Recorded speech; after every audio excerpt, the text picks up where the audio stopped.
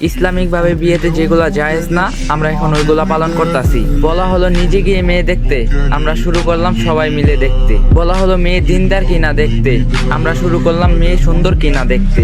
বলা হলো ছেলের দিনকে প্রাধান্য দিতে, আর আমরা শুরু করলাম ছেলের টাকা পয়সাকে প্রাধান্য দিতে। বলা হলো নিজের পছন্দ মতো মেয়েকে বিয়ে করতে, আর আমরা শুরু করলাম অন্যর মতো দেখতে।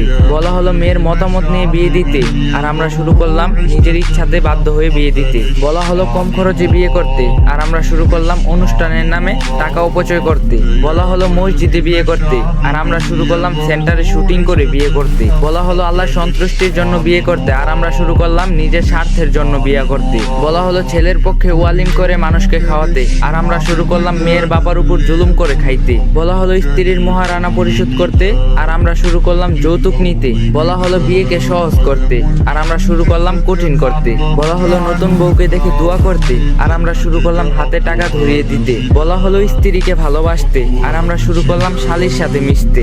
বলা হলো স্ত্রীকে সুন্দর করে কথা বলতে, আর আমরা শুরু করলাম দাসীর মতো আচরণ করতে। আল্লাহ তাআলা আমাদের সবাইকে ফিতনা থেকে হেফাজতে রাখুন, আমাদের সকলকে বুঝার তৌফিক দান করুক, আমিন।